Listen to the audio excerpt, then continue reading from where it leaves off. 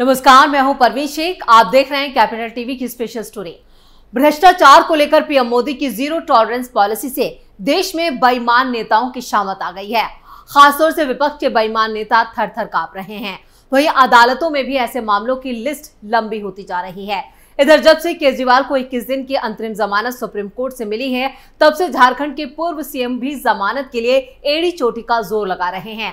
लेकिन supreme court से सोरेन को तगड़ा झटका लगा है, या कहें कि डबल झटका लगा है। वहीं सीनियर वकील कपिल सिब्बल की दलीलों पर भी कोर्ट ने कई टिप्पणियां की हैं, जिसकी चर्चा हम अपनी इस स्टोरी में विस्तार से करेंगे। लेकिन उससे पहले जान लेते हैं कि कोर्ट ने सोरेन को जमानत देने से क्यों इनकार किया है। सुप्रीम कोर्ट ने सोरेन को नहीं दी जमानत, केजरीवाल को मिली जमानत को बनाया था आधार। कोर्ट ने चुनाव प्रचार के लिए नहीं दी जमानत। कोर्ट ने केंद्र और ईडी को जारी किया नोटिस। झारखंड मुक्ति मोर्चा के नेता और पूर्व सीएम हेमंत सोरेन को सुप्रीम कोर्ट से बड़ा झटका लगा है। कोर्ट ने चुनाव प्रचार के लिए जमानत देने से मना कर दिया। कोर्ट ने ईडी को नोटिस जारी कर 17 मई तक जवाब मांगा है। जस्टिस खन्ना ने हेमंत सोरेन के वकील कपिल सिब्बल से कहा है कि हम ईडी का पक्ष जाने बिना कोई आदेश नहीं जारी कर सकते। कोर्ट ने 13 मई को यहां पर जमीन घोटाले से जुड़े मनी लॉन्ड्रिंग मामले में ईडी की कार्रवाई और गिरफ्तारी को चुनौती देने वाली हेमंत सोरेन की याचिका पर सुनवाई करते हुए जांच एजेंसी को नोटिस जारी किया। कोर्ट ने नोटिस जारी करते हुए प्रवर्तन निदेशालय यानी ईडी से 17 मई तक जवाब तलब किया है। जस्टिस संजीव खन्ना और जस्टिस दीपांकर दत्ता की बेंच ने जांच एजेंसी को जवाब दाखिल करने का निर्देश देते हुए अगली सुनवाई की तारीख 17 मई मुकर्रर की है। न्यायमूर्ति संजीव खन्ना और न्यायमूर्ति दीपांकर दत्ता की पीठ ने सोरेन के मामले को पहले 20 मई के लिए लिस्ट किया था। हालांकि सीनियर वकील कपिल सिब्बल के ये कहने के बाद कि तारीख बदलकर 17 मई करनी पड़ी, तब तक चुनाव खत्म हो जाएंगे और मामले में लंबी तारीख होने पर हेमंत सोरेन पूर्वाग्रह से ग्रस्त हो जाएंगे।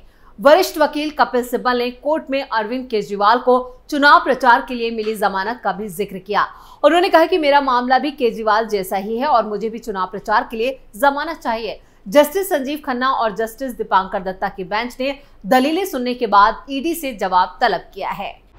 तारीख बदलने के मूड में भी नहीं था सुप्रीम कोर्ट। सुप्रीम कोर्ट तारीख बदलने के मूड में कतई नहीं था, लेकिन सीनियर वकील कपिल सिब्बल और सोरेन की तरफ से पेश हुए वरिष्ठ वकील अरुणाभय चौधरी के अनुरोध पर तारीख बदलकर 17 मई कर दी गई। पीठ ने कहा, हमें नहीं पता कि हम इस पर विचार कर पाएंगे या नहीं, लेकिन फिर भी हम इस मामले को 17 मई के लिए सूचीबद्ध कर रहे हैं।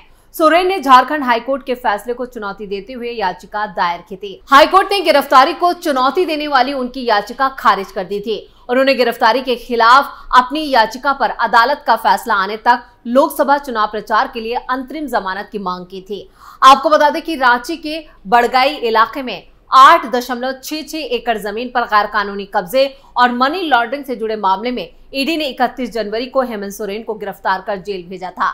ईडी ने मामले में 30 मार्च को अदालत में हेमंत सोरेन के अलावा जमीन के मूल रैयत राजकुमार पाहन और हेमंत सोरेन के करीबी विनोद कुमार, राजस्व उप निरीक्षक भानु प्रताप प्रसाद और हिलेरियस कच्छप के खिलाफ चार्जशीट भी फाइल की है, जिसमें बताया गया है कि हेमंत सोरेन ने न सिर्फ गैर कानूनी तरीके से जमीन हासिल की, बल्कि जांच शुरू होने पर सबूतों को नष्ट करने की कोशिश भी की। हेमंत सोरेन ने गिरफ्तारी के 2.5 महीने बाद पहली बार जमानत की याचिका दाखिल की थी।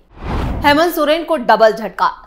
सोरेन को पीएमएलए कोर्ट से भी नहीं मिली राहत। चुनावों के बीच जेल में ही रहेंगे पूर्व सीएम। झारखंड के पूर्व मुख्यमंत्री हेमंत सोरेन को रांची के पीएमएलए कोर्ट से भी बड़ा झटका लगा है। कोर्ट ने 13 मई को सुनवाई करते हुए उनकी जमानत याचिका खारिज कर दी। 31 जनवरी 2024 को जमीन घोटाले में गिरफ्तार पूर्व मुख्यमंत्री हेमंत सोरेन अभी राजधानी रांची के बिरसा मुंडा जेल में बंद है। हेमंत सोरेन की तरफ से रांची में पीएमएलए कोर्ट के अलावा हाई कोर्ट और सुप्रीम कोर्ट में भी जमानत के लिए याचिका दायर की गई थी। इस मामले में सुनवाई पूरी होने के बाद पीएमएलए कोर्ट ने फैसला सुरक्षित रख लिया था। सोमवार को सुनवाई करते हुए उनकी याचिका को खारिज कर दिया गया। वहीं दूसरी तरफ सुप्रीम कोर्ट से भी हेमंत सोरेन की जमानत याचिका पर सुनवाई हुई और कोर्ट ने ईडी को नोटिस जारी कर इस मामले में यहां पर 17 मई को सुनवाई करने के लिए कहा है। हाई कोर्ट से राहत नहीं मिलने के बाद हेमंत सोरेन की तरफ से सुप्रीम कोर्ट में एसएलपी दाखिल की गई थी और हेमंत सोरेन की पत्नी कल्पना सोरेन को उम्मीद थी कि केजरीवाल की तरह उनके पति हेमंत सोरेन को भी देश की सर्वोच्च अदालत से जमानत मिल जाएगी, लेकिन देश की सर्वोच्च अदालत से भी उन्हें निराशा हाथ लगी है। वैसे ये पहली बार है जब झारखंड में चुनाव है और हेमंत सोरेन जेल में बंद हैं। आपको बता दें कि झारखंड में 14 लोकसभा सीटों के लिए 4 चरणों वाले चुनावों का 13 मई को पहला चरण था। वहीं उस दिन भी झारखंड की पूर्व सीएम को कोर्ट से कोई राहत नहीं मिली। झारखंड में 14 लोकसभा सीटों के लिए 4 चरणों में होने वाले चुनावों के पहले चरण में सिंहभूम, खूंटी, लोहरदगा और पलामू सीट पर मतदान हुआ। वहीं झारखंड के पूर्व मुख्यमंत्री हेमंत सोरेन की पत्नी कल्पना सोरेन ने भी यहां पर सभी से मतदान करने की अपील की थी। उन्होंने हेमंत सोरेन के एक्स हैंडल पर लिखा, आज ये पहली बार होगा जब झारखंड में इस महापर्व के अवसर पर झारखंड वासी हेमंत जी के बकायर चुनाव में अपनी भूमिका निभाएंगे। 13 मई को झारखंड के सिंहभूम, खूंटी, लोहरदगा और पलामू लोकसभा सीट की जनता झारखंड की अस्मिता और अपने हक अधिकार की रक्षा के लिए अपने जनप्रतिनिधि का चुनाव करेगी। देश के लोकतंत्र और संविधान की रक्षा के लिए अपने मतों का उपयोग करें। तो ट्वीट में उन्होंने लिखा, आज ये पहली बार होगा जब झारखंड में इस महापर्व के मौके पर झारखंड वासी हेमंत जी के बकायर चुनाव में अपनी भूमिका निभाएंगे। हेमंत जी को जरूर अन्यायपूर्ण ढंग से जेल में बंद कर दिया गया है, मगर उनकी सोच, उनका संघर्ष और उनकी शुभकामनाएं समस्त राज्यवासियों के साथ है। आज इस महत्वपूर्ण दिन पर आप सभी से अपील है कि भारी से भारी संख्या में अपने बूथ केंद्रों में पहुंचकर अपने हक अधिकार की आवाज को दिल्ली पहुंचाने के लिए अपने मतों का उपयोग अवश्य करें। आप सभी को इस अवसर पर हार्दिक बधाई, शुभकामनाएं और जोहार। ध्यान रहे, पहले मतदान फिर जलपान।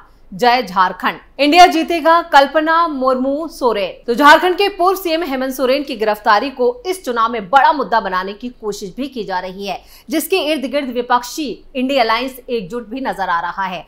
हेमंत की पत्नी कल्पना सोरेन पार्टी में अपने पति की भूमिका में अनऑफिशियली रूप से शामिल हैं। क्या है झारखंड के बड़े मुद्दे और क्या इंडिया अलायंस को सच में सोरेन की गिरफ्तारी से कोई फायदा होगा, ये बड़ा सवाल है। झारखंड में इंडी गठबंधन में कांग्रेस शामिल है, जो कुल 14 में से 7 लोकसभा सीटों पर चुनाव लड़ रही है। वहीं झारखंड मुक्ति मोर्चा 5 सीटों पर, आरजेडी और सीपीआई एमएलए एक-एक सीट पर चुनावी मैदान में है। पिछली बार कांग्रेस और झारखंड मुक्ति मोर्चा ने एक-एक सीट जीती थी, जबकि बीजेपी ने 12 सीटें जीती थी। इंडिया अलायंस को उम्मीद है कि हेमंत सोरेन की गिरफ्तारी पर आदिवासियों के बीच नाराजगी की वजह से उसका पलड़ा भारी है। हालांकि गठबंधन भ्रष्टाचार, आंतरिक विद्रोह और नामों को आखिरी रूप तक देने में देरी और वादों और जमीनी हकीकत के बीच यहाँ पर कई बड़े अंतर या कहें कई बड़े मुद्दे नजर आ रहे हैं और बीजेपी भी काफी हावी है। सोरेन 31 जनवरी से ईडी की न्यायिक हिरासत में हैं और सुप्रीम कोर्ट से भी उन्हें जमानत नहीं मिली है और फिलहाल कोई राहत मिलने की उम्मीद भी नजर नहीं आ रही। झारखंड मुक्ति मोर्चा की जिन 5 सीटों पर चुनाव हो रहा है उनमें राजमहल, दुमका, सिंहभूम एसटी आरक्षित सीटें हैं और अन्य 2 जमशेदपुर और गिरिडीह सीट है जिस पर झारखंड मुक्ति मोर्चा चुनाव लड़ा है। राजमहल सीट पर किसका पलड़ा भारी? राजमहल सीट पर पिछली 2 बार से झारखंड मुक्ति मोर्चा के विजय हंसदक ने जीत दर्ज की है, लेकिन इस बार राजमहल सीट के अंतर्गत आने वाले साहिबगंज इलाके में हेमंत सोरेन के पूर्व सहयोगी पंकज मिश्रा पर अवैध खनन अधिग्रहण का आरोप है, यानी भ्रष्टाचार बड़ा मुद्दा है। हालांकि हेमंत सोरेन की दुमका लोकसभा सीट झारखंड मुक्ति मोर्चा के खाते में जा सकती है। पार्टी ने यहां इसे पारिवारिक मुकाबला बनाने की बीजेपी की उम्मीदों को चकमा दे दिया है। झारखंड मुक्ति मोर्चा के सह संस्थापक शिबू सोरेन की बहू सीता सोरेन को यहां से बीजेपी का टिकट मिला है और वो मैदान में है। झारखंड मुक्ति मोर्चा ने 5 बार के अनुभवी विधायक नलिन सोरेन को इस सीट से उतारा है। सिंहभूम में दिलचस्प है मुकाबला। झारखंड मुक्ति मोर्चा एक और आदिवासी सीट सिंहभूम से चुनाव लड़ रही है। वहां इस चुनाव का सबसे दिलचस्प मुकाबला होने की उम्मीद है। 2019 में इस सीट पर कांग्रेस की गीता कोड़ा ने अपने पति मधु कोड़ा की लोकप्रियता का फायदा उठाते हुए जीत दर्ज की थी, वो भी तब जब मोदी लहर अपने चरम पर थी। झारखंड मुक्ति मोर्चा ने कैबिनेट मंत्री और मनोहरपुर से विधायक जोभा मांझी को गीता कोड़ा के खिलाफ मैदान में उतारा है, जो संथाली आदिवासी हैं और अपना लोकसभा चुनाव लड़ रही हैं। गिरिडीह में मुकाबला त्रिकोणीय है। वहीं जमशेदपुर में झारखंड मुक्ति मोर्चा ने बहरागोड़ा से विधायक समीर मोहंती को मैदान में उतारा है। पार्टी को उम्मीद है कि समीर को यहां पर इस क्षेत्र के जो बंगाली वोट हैं वो भी मिलेंगे। गिरिडीह में मुकाबला त्रिकोणीय माना जा रहा है, जहां एनडीए के सहयोगी ऑल झारखंड स्टूडेंट्स यूनियन के मौजूदा सांसद चंद्र प्रकाश महतो, जेएमएम के मथुरा प्रसाद महतो और झारखंड लोकतांत्रिक क्रांतिकारी मोर्चा के जयराम महतो के बीच मुकाबला है। हालांकि जयराम राजनीति में नए हैं, लेकिन अधिवास नीति के कार्यान्वयन के लिए क्षेत्र में पिछले 2 सालों से उनके विरोध प्रदर्शन ने ध्यान आकर्षित किया है। झारखंड मुक्ति मोर्चा के एक विधायक ने कहा है कि ये देखना दिलचस्प होगा कि जयराम किसका वोट काटते हैं। निर्दलीय उम्मीदवार से कांग्रेस बीजेपी को चुनौती। एसटी आरक्षित लोहरदगा सीट पर जो पिछली बार बीजेपी ने 10,000 से भी कम वोटों से जीती थी, कांग्रेस उम्मीदवार सुखदेव भगत झामुमो के बागी चमरा लिंडा से जूझ रहे हैं। विष्णुपुर जो लोकसभा सीट के अंतर्गत आता है, वहां से 3 बार की विधायक लिंडा ने 2019 विधानसभा चुनाव में 17,000 से ज्यादा वोटों के अंतर से जीत हासिल की थी। लिंडा निर्दलीय के तौर पर लोकसभा चुनाव लड़ रही हैं। यहाँ पर उन्होंने एक इंटरव्यू में बताया कि गठबंधन के एक नेता ने कहा है कि बीजेपी ने अपने 3 बार के मौजूदा सांसद सुदर्शन भगत को हटा दिया है, जिससे सुखदेव भगत को मौका मिला है। हालांकि अगर लिंडा पूरी ताकत लगाती है तो ये कांग्रेस के लिए यहाँ पर मुश्किल हो सकती है। तो कुल मिलाकर ये वो सीटें हैं जहां पर मुकाबला दिलचस्प है और इन चुनावों में हेमंत सोरेन की गैर मौजूदगी देखना होगा कि झारखंड में किस करवट ऊंट बैठता है। तो स्पेशल स्टोरी में इतना ही। वीडियो कैसा लगा नीचे कमेंट करके अपनी राय जरूर दें। वीडियो को लाइक करें, शेयर करें और कैपिटल टीवी को सब्सक्राइब जरूर करें। नमस्कार।